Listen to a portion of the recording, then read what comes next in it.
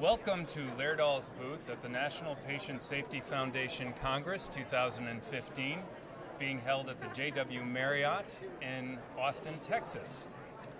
We're glad to have Stephen Donahue today with us. He is the Director of Simulation for Hartford Hospital. So welcome, Steve. Thank you, Andrew. Please take a moment to tell our listening audience, we're broadcasting to hospitals across the country right now. Take a moment to tell us a little bit about yourself and what your group does within Hartford Hospital. Sure. I'll first give you a little background. Hartford Hospital is a teaching hospital affiliated with the University of Connecticut. It's an 860-bed hospital level 1 trauma facility. It's accredited by the American College of Surgeons. We're level 1 accreditation. Our simulation center is about 20,000 square feet. I have been the program director now for, I've been doing simulation education for almost 15 years, but I've been the program director for 10. Okay. We do a variety of training for team crew crisis management, and we do adult, pediatric, OB, as well as task training. Hartford Hospital is near and dear to my heart. I was born there. Oh, very nice. Yeah. My son was born there. Oh.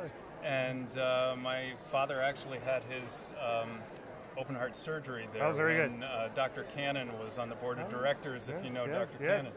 Yeah. So, yeah, I have very good That's memories good. of all my experiences with Hartford Hospital. So that's good to hear. yeah.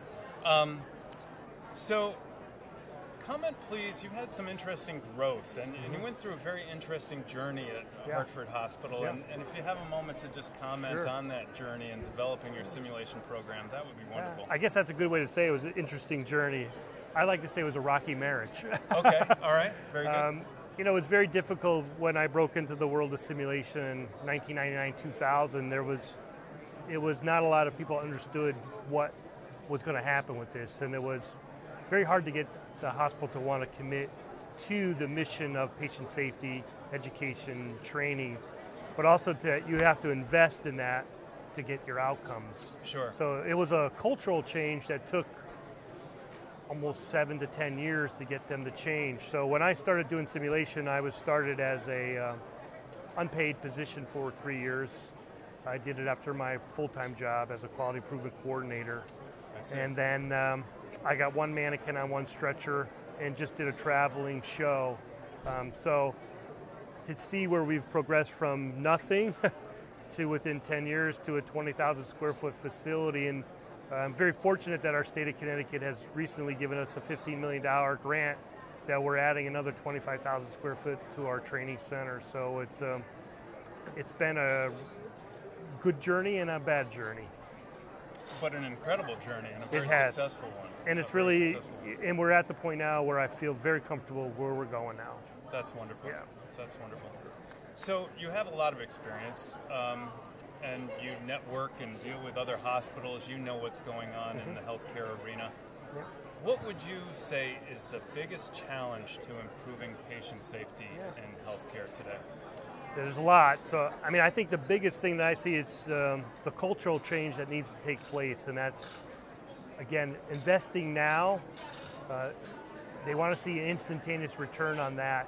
When you look at a lot of the hospitals, we haven't looked at ourselves in the mirror in so long, and a lot of standards have slipped or practice has slipped, and now that the reimbursements have changed, I think it's only going to help us in the simulation world as far as driving change, improving things through education and safety.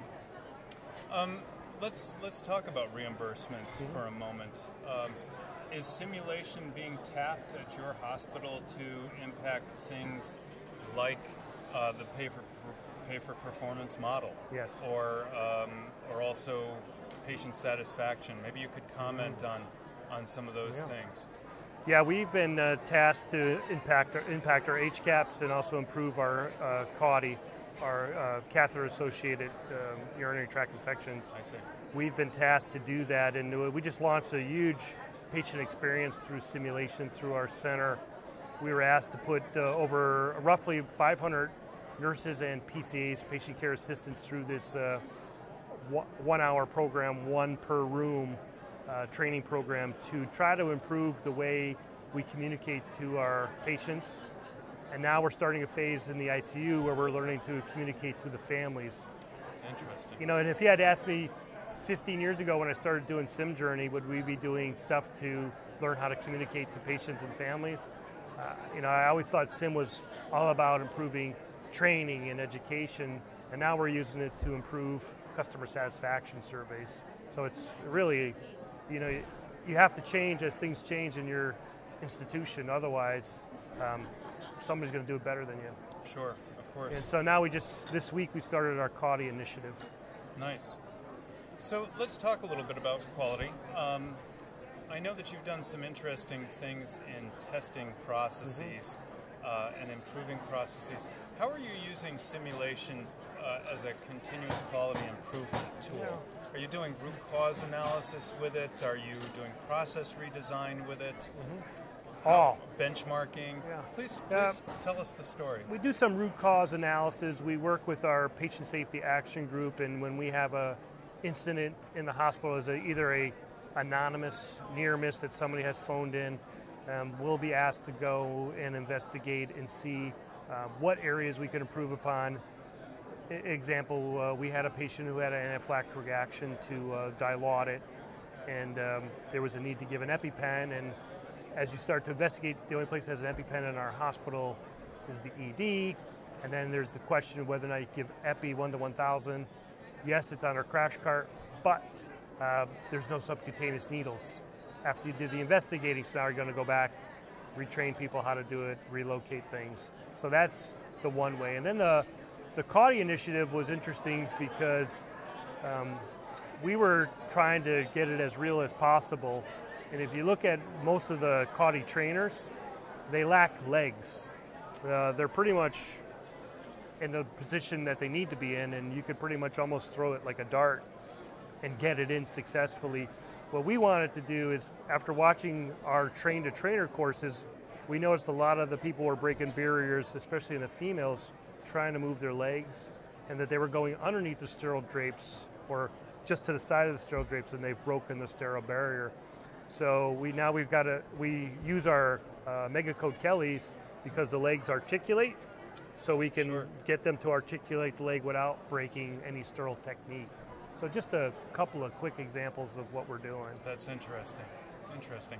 So, a favorite patient safety success story.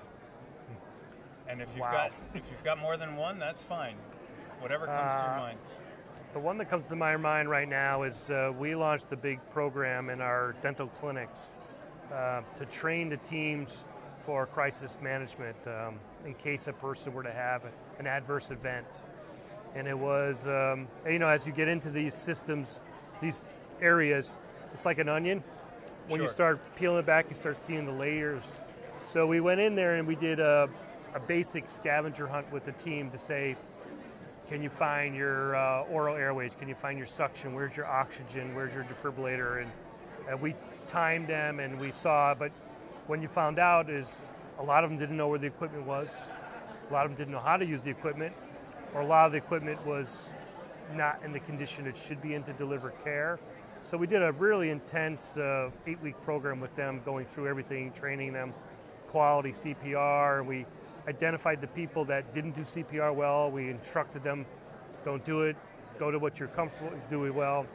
And then within the week after that, they had a sentinel event. Somebody had a cardiac arrest in the dental chair, which is what we trained them for, and they performed well, and the person ended up leaving the hospital without any adverse outcomes. Isn't that wonderful? So that's the first one that comes to my head, right there. Any others that, I know you've got quite a few. No, there's just, you know, it's what you really see is a lot of nice emails and letters from residents or nurses that say, you know, if it wasn't for this type of training, I wouldn't have known how to use this intubating LMA, or I wouldn't know how to rescue that airway, or it's just a lot of things that you know, you feel good about. The other one that pops in my head right now that just came up is one of our residents graduated and went up to work up in New Hampshire, I think, and there was a house right next to the hospital that somebody came running in, his wife's having the baby, so they actually ran out of the ER. And she had just got done graduating from our program when we put her through so many OB scenarios. she delivered the baby and felt very comfortable. She sent us a very nice letter about how prepared she was to do that. That's wonderful. Yeah, so it was nice. Those are always the great stories. Of course, to me, yeah. Of course, that's inspiring. Yeah. Well, thank you very much for joining us. I know you're going to be with us again tomorrow. Yes, I am. So for our listeners that want to tune in to our 12:15 segment. More fun tomorrow. That's right. That's right. We're going to enjoy that. We'll enjoy having you. So thank you very much, Steve. Steve Thank you Donahue for having me. from Hartford Hospital. Thank you.